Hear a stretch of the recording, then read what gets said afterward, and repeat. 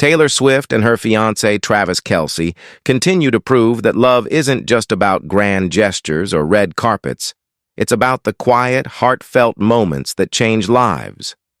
Just days after celebrating Jason Kelce's 38th birthday with the Kelce family at Magic Kingdom, the couple was spotted at Florida Central Children's Hospital in Orlando, where they spent hours spreading warmth, laughter, and hope to children battling life-threatening illnesses. It wasn't a planned media event or a publicity move. There were no flashing cameras or staged smiles. It was simply two people using their fame for something meaningful. Witnesses described the atmosphere as pure joy, a moment that lit up the hospital halls brighter than any spotlight could. Travis, dressed casually in a beige-blue knitted shirt and his familiar blue cap, was seen crouching to meet each child eye to eye, his massive frame almost tender as he placed a comforting hand on their shoulders. Beside him, Taylor, elegant in a simple black dress, moved through the room with genuine grace, greeting each child with a smile that seemed to wash away the heaviness of hospital walls. She laughed, listened, and even sang softly when words couldn't say enough. According to staff, the visit was something Taylor had suggested after the Kelce family's weekend celebration. While Jason and his family returned to their hotel, Taylor and Travis quietly arranged to spend their afternoon visiting the children's hospital. They didn't want attention or cameras. They just wanted to make people happy, said one hospital employee. They came with open hearts and no agenda.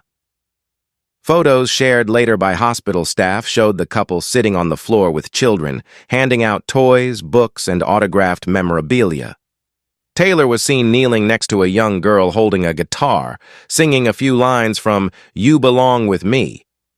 The little girl's eyes sparkled as she joined in, her voice shaky but full of excitement. Nurses described the moment as magical. It was like the hospital disappeared for a while, one nurse said. There was only music, laughter, and hope.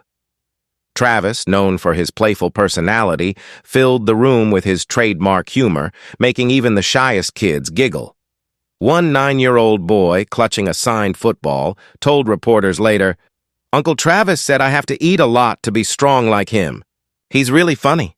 His mother added tearfully, "That's the first time my son has smiled in weeks."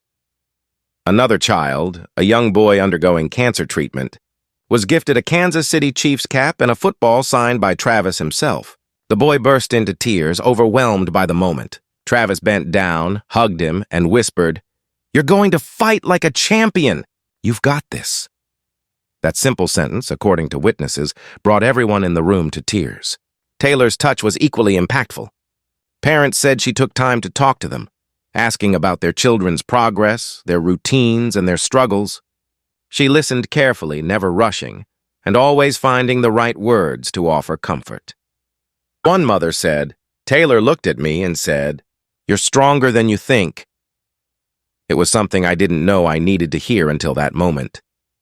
The hospital's staff later revealed that Taylor and Travis had arranged the entire visit privately, contacting the hospital administration a few days before to ensure everything went smoothly. They brought bags of toys, signed copies of Taylor's latest album, and Chiefs merchandise. Taylor even brought a few handmade cards she'd written the night before, each with a small personal message. "You are loved. You are brave. You are enough," one of the cards read. The children clutched them like treasures. The visit lasted almost 3 hours, yet it felt timeless to everyone there. A nurse described how the atmosphere changed completely. Usually the ward is quiet, a bit heavy. But that day you could hear laughter echoing from every room they entered. Doctors, too, were touched by the sight of patients who had been withdrawn, suddenly talking, laughing, and asking questions. One doctor shared, "Moments like these aren't just emotional, they're healing. Happiness helps recovery." And that's exactly what they brought. The timing of the visit made it even more meaningful. Coming right after Jason Kelce's birthday celebration, it showed a side of the couple that fans rarely get to see, the side that values compassion over spotlight. During their Disney trip, Taylor was seen holding hands with Travis's nieces, playing games and sharing ice cream with Jason's daughters. Her bond with the Kelce family has grown stronger with time, and this hospital visit seemed to reflect that family spirit of giving and togetherness. According to sources close to the couple, it was Taylor who suggested they do something meaningful before leaving Florida. She said, "We've been celebrating so much, maybe we should share that happiness somewhere it's needed," the source explained. Travis didn't hesitate. He said, "Let's do it." The decision was spontaneous, heartfelt, and very them. It's no secret that both Taylor and Travis have been using their platform for good in recent months. Taylor, who has long supported various charities focused on children, education, and disaster relief, continues to balance her fame with acts of kindness that often go unnoticed. Travis, too, has his own foundation, 87 and Running, which provides resources and mentorship to underprivileged youth. Together, they form a power couple not just in pop culture, but in purpose. Fans online couldn't stop gushing once photos from the hospital began to surface. Comments flooded social media, with users writing, "This is what real love looks like," and "They're not just a celebrity couple, they're a force of good." One viral tweet read, "Taylor Swift and Travis Kelce didn't need to do this, but they did, quietly, humbly, beautifully." What struck people most was the authenticity of the visit. There were no photographers invited, no PR team orchestrating the moment. Most of the images that later surfaced came from grateful parents and nurses who couldn't resist capturing the joy of their children's faces. Even after the visit ended, Taylor and Travis stayed behind to talk privately with the hospital's administrators about ways they could continue to support the children. A source said the couple discussed possible donations for new playroom equipment and music therapy sessions. "They're planning to do more," the source added. This was just the beginning. For many, this visit wasn't just a celebrity act of kindness. It was a reminder of humanity. In a world obsessed with headlines and drama, Taylor and Travis quietly chose to make news that heals. They didn't post about it. They didn't seek credit.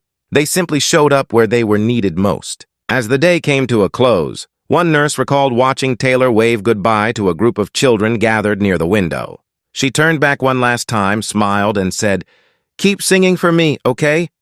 The kids waved back, their faces glowing with happiness. Travis stood beside her, hand on her back, the kind of small gesture that said everything about their partnership: strong, supportive, full of heart. When they left, the hospital didn't feel the same. It felt lighter, warmer, almost enchanted. For those children, that day wasn't just a visit from a pop icon and an NFL star.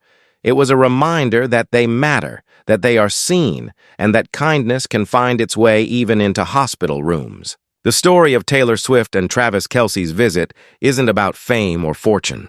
It's about love, love that shows up quietly, gives freely, and leaves behind something priceless: hope. And as they continue to navigate their busy lives and public spotlight, this simple, genuine act of compassion might just be one of the most powerful statements they've ever made.